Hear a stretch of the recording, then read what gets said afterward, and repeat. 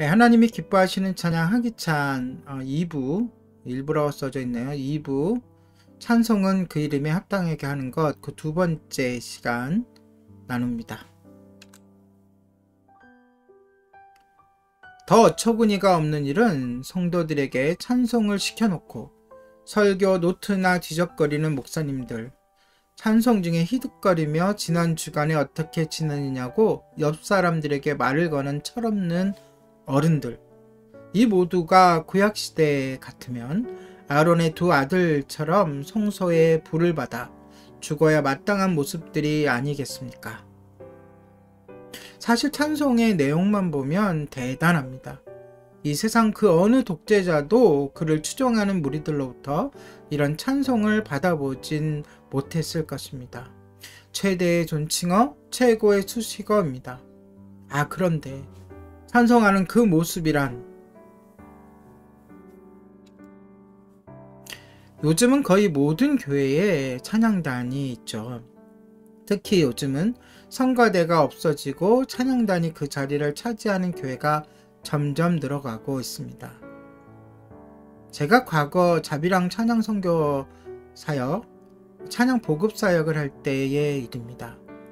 부산 해운대에 있는 한 교회에 요청을 받고 사역하던 때인데요. 이미 그곳에는 찬양단이 있었습니다. 제법 규모가 있고 이름이 알려진 찬양단이었습니다. 다른 교회에 초청도 되어 가기도 하고 여러 번 자체 발표회도 했습니다. 하지만 그 찬양단에는 심각한 문제가 있었습니다.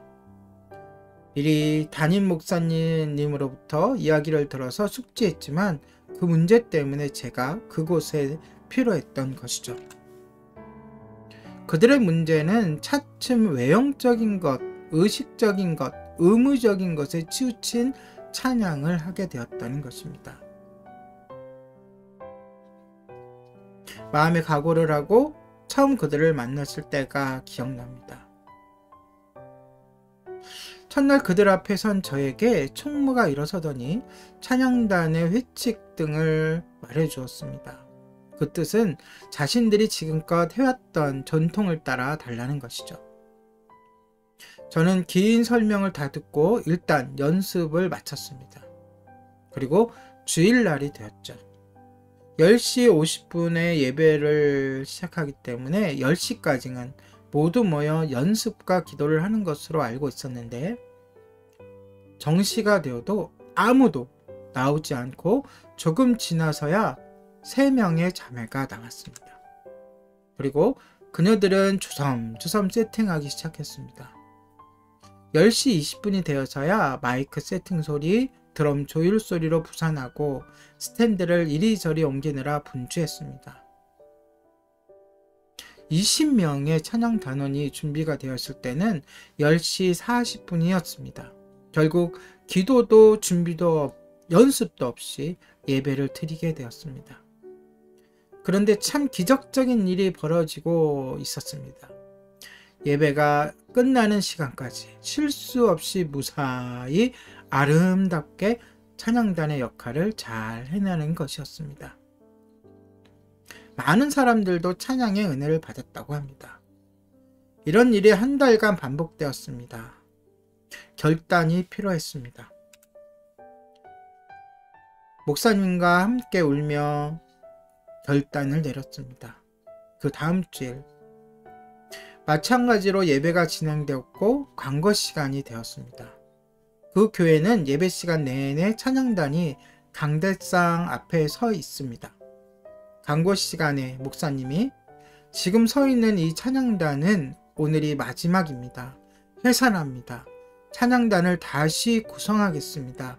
기존의 찬양단원들도 찬양단원이 되려고 하면 정해진 오디션을 통과해야만 합니다. 라고 선포했습니다. 성도들이 술렁거렸습니다. 예배가 엉망이 되어버렸습니다. 하지만 저는 통쾌해하시는 하나님의 모습을 보았습니다. 하나님의 속이 시원하셨을 것입니다. 우리가 예배하는 하나님은 우리의 생각처럼 그렇게 만만한 분이 아닙니다. 우리의 모든 찬양과 기도와 예배를 주님이 흠양하실 거라는 생각은 버려야 합니다. 주님은 당신에게 합당한 것들만을 받으실 것입니다. 그 후 교회는 찬양단뿐만 아니라 교회 전체에 놀라운 회개의 붕이 일어났습니다.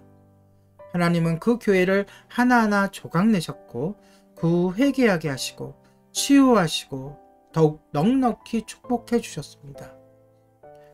6개월이 지난 후 제가 그곳에 더 있을 이유가 없어서 또 다른 곳으로 파송될 때에 저를 배웅하는 그들의 모습이 지금도 생생합니다.